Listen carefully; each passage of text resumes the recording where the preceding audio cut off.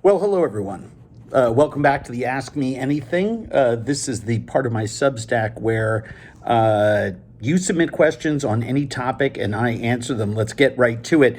Chuck J asks, Andrew, as a kid, I'm reading it off another screen. I'm not looking away from you.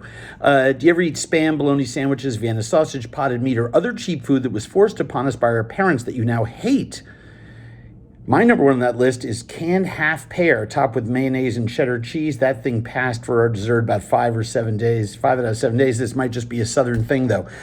No, just like anyone else. Convenient. Well, I grew up in the 60s. So convenience food was a really, really, really big thing. I think my parents were more curious about it than anything else. They weren't trying to punish me. And I just have to be honest with you. While we weren't rich, it wasn't a subsistence poverty issue. But I love bologna, still eat it today. I love a bologna sandwich with iceberg lettuce and tomato, mayo and mustard I love bologna. And hence its elegant older cousin, mortadella. Totally hate Spam. Spam's just wrong. Vienna sausages, of course, I eat those. Potted meat, eat it all the time. Mostly potted salmon from salmon fishing friends of mine. If I hunt, oftentimes we cook meat and pot it.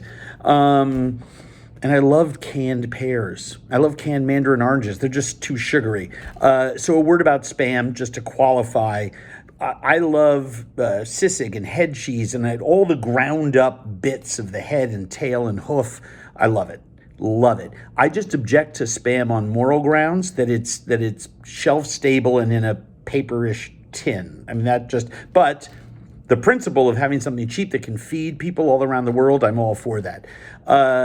Regina asks, when you had no money, what food did you eat that you liked and could afford? Do you still eat it now?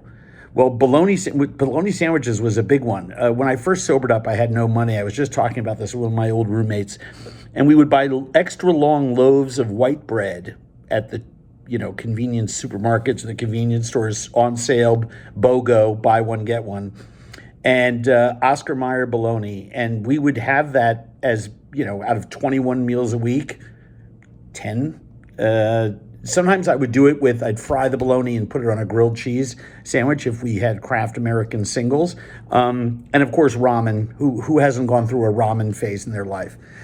Chris B asks, Andrew, as a guy who wants to grow a beard but is unlucky in that respect, keep it. From someone who is interested in cooking and perhaps dreams of owning a restaurant someday, what would you say to someone looking to improve their skills?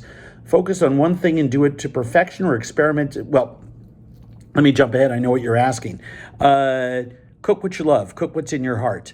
And focus on that. And go out and train in that area. For example, if you're from a Desai country and you're living in the South, go work in an Indian or Pakistani or other restaurant like that and learn everything you can. Then move on to another one. Cook what you love. If you're not cooking what you love, something is going to be missing. It's not going to be the same. So I think that's where you need to start. Now, the exception to that is that some people who don't even like to cook at all are just really good food entrepreneurs, and they're like, oh, I know how to do fried chicken, or I'm going to invent a machine, a robot that makes the best po' boy in town, and they go out and do that. But I think if you don't cook what you love, something's missing. Anyway, ask me anything. Put your questions below, and we'll get to them as soon as we can. We answer 3 every single week right here.